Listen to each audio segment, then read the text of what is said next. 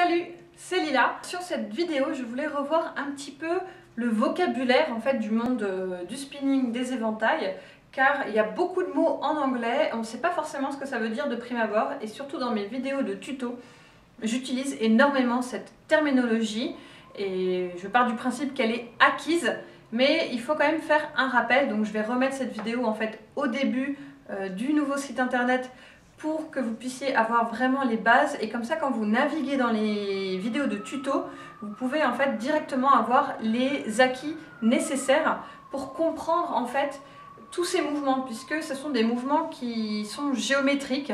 On parle de grip, de timing, de direction. Tout ça en fait ça va vous donner plein d'outils. Le grip, c'est la manière dont je vais tenir mes éventails avec les mains.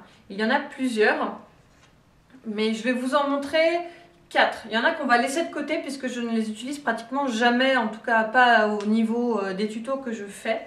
Donc déjà quand je tiens mon éventail, donc j'ai la poignée dans le creux de la main, quand j'ai les éventails dans les mains avec les paumes vers l'extérieur, c'est ce qu'on appelle avoir les mains ouvertes, d'accord? Donc si je prends ici mes deux éventails, si je tiens mes éventails comme ça, alors je sais, hein, on a l'impression que on ne voit pas les paumes vers l'extérieur, mais je vous assure, les paumes sont vers l'extérieur, on est en main ouverte, d'accord? Ça marche aussi par exemple si je tiens mes éventails comme ça. Si j'essaye de lever les doigts, je suis en main ouverte également. Alors je peux être comme ça, sur les côtés, ça n'a pas d'importance, en bas, en haut. En spinning, par exemple, on sera en main ouverte, d'accord?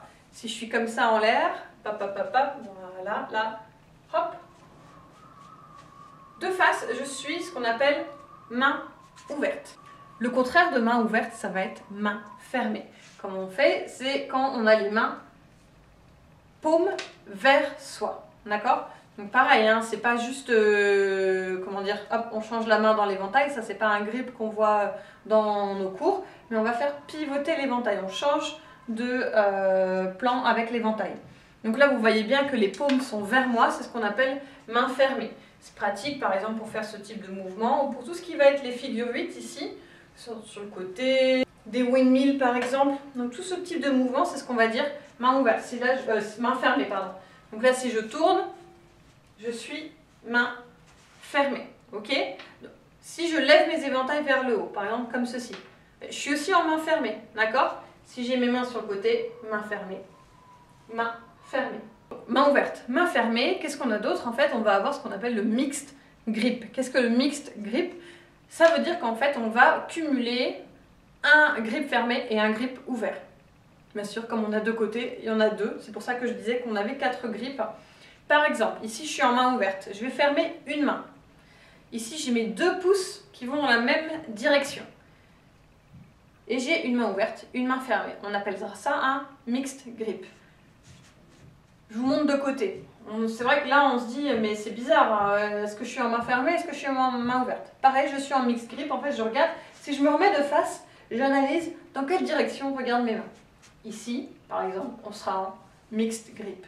Ça veut dire que si je veux partir sur du spinning devant, je ne peux pas sans faire une manipulation, soit faire par exemple soit un changement de grip où je place mon pouce à l'intérieur pour changer de grip, mais ça c'est pas à l'ordre du jour dans les tutos, soit il va falloir que je fasse un effet, en fait changer le plan de mon éventail pour pouvoir revenir en grip ouvert. Mais je ne peux pas passer de l'un à l'autre, d'accord, sans faire une transformation.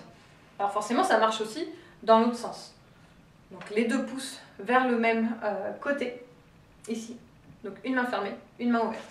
Là je suis en main mixed grip, là je suis en mixed grip. Par exemple si je me mets avec les 2 éventails là vers le haut, et ben, pareil j'ai une main fermée, une main ouverte. Ici j'ai une main fermée, une main ouverte. Pour l'instant au niveau de la terminologie des grips, c'est tout ce que vous avez besoin de savoir. Vous avez besoin d'identifier à chaque fois que vous faites un mouvement si vous êtes en main ouverte, main fermée ou en mixed grip. C'est ça qui va vous donner les clés pour savoir quel mouvement vous avez le droit de faire avec ce grip-là. Les plans, c'est ce qui va indiquer en fait notre mouvement dans l'espace. Il faut s'imaginer comme dans une boîte, par exemple, où j'ai un mur devant moi ou une glace devant moi, derrière moi, sur mes côtés, sous mes pieds et au-dessus de la tête. Donc nous sommes dans un cube et sur toutes ces faces-là, on a un plan. Okay, souvent, on va retrouver donc, le plan vertical. Hein, donc tous les plans qui vont être face, derrière et sur les côtés, on va appeler ça des plans verticaux. D'accord ?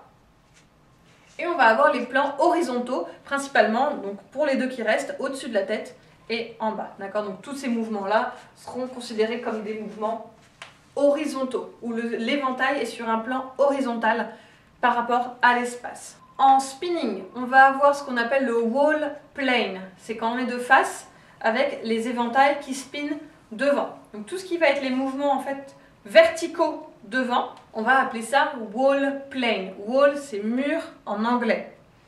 Pour tous les plans de profil, alors oui, je sais c'est la même chose, mais c'est pas vraiment la même chose. Les plans de profil, ça veut dire un éventail derrière, un éventail devant. Donc vous vous souvenez, si je vous regardez mes mains, je suis bien en mixed grip ici. Hein. En profil, on appelle ça wheel plane. Alors le plan wheel plane, wheel ça veut dire roue. Il faut voilà, imaginer une voiture, une charrette, tout ce que vous voulez pour le mouvement. Et enfin, le dernier plan, on aura le negative space. L'espace négatif, c'est l'espace en fait que vous allez avoir ici entre vos bras. D'accord ? Donc tout ce qui va se passer en fait en bras, où on crée en fait un espace fermé devant soi ou même sur les côtés. Hein, si je le fais par exemple, est-ce que je vais y arriver si je le fais hop là, à l'horizontale, on est en negative space parce qu'il est tourné vers l'intérieur. Ensuite, on a la notion de timing. Alors on va avoir deux timings, c'est en fait le rythme avec lequel on va faire spinner nos éventails ou de faire un mouvement. On va avoir le same time où les deux éventails tournent en même temps et on va avoir le split time où les éventails bougent en décalé. Si je le fais par exemple avec hip reel, c'est la même chose. Là je vais vous montrer en same time, les deux éventails, les deux bras font le même mouvement en même temps et on va avoir le split time où les deux mouvements se font l'un après l'autre, d'accord, en décalé. Et enfin, on va parler de direction. Donc quand je suis en spinning, je vais vous montrer en wall plane ici, main ouverte, les directions. Si je lance mes deux éventails ici vers l'intérieur, on dira qu'ils sont en opposé, dans des directions opposées. Bien sûr, il y en a un qui part dans ce sens-là, un qui part dans ce sens-là. Je sais que c'est difficile à faire le lien dans la tête, mais nous sommes dans des directions opposées. Bien sûr, on peut le faire dans les deux sens. Vers l'intérieur et vers l'extérieur. Et enfin, les éventails peuvent soit aller, par exemple, vers la gauche ou vers la droite. On dira qu'ils vont dans la même direction. On les appellera together, qui est finalement l'opposé de opposé. D'accord ? Ça marche aussi, par exemple, en wheel plane. Ici, mes deux éventails vont vers l'avant. Ils sont together, ok ? Ou alors ils peuvent aller vers l'arrière, together. Ils sont dans la même direction. Si je change, je vais avoir un éventail vers l'avant et un éventail vers l'arrière. Donc les deux éventails vont dans des directions opposées. C'est ce qui va vous permettre en fait de faire des transitions avec d'autres mouvements. Car si votre mouvement par exemple il est en together, il va pouvoir se transitionner avec d'autres mouvements qui sont en together. Si vous avez des mouvements en opposite, vous allez pouvoir les transitionner avec par exemple d'autres mouvements qui sont en opposite. Comme ceci par exemple. Alors ça va dépendre en fait de votre connaissance de ce langage. C'est pour ça que je vous invite à chaque fois que vous regardez les tutos à bien penser. Vous pouvez répéter les mots après moi. Alors est-ce que je suis en main ouverte? Est-ce que je suis en main fermée? Est-ce que je suis en together? En opposite? Est-ce que je suis en same time? En split time? Dans quelle direction vais-je? Quel est mon plan? Toutes ces choses qu'il faut en fait analyser, presque visualiser pendant qu'on fait le mouvement, et ça va vous permettre de relier en fait tous ces wagons du train et en faire un grand train. Voilà, sur cette phrase extrêmement philosophique, je vous souhaite une bonne continuation et une bonne découverte de tous les tutos d'éventail. À bientôt!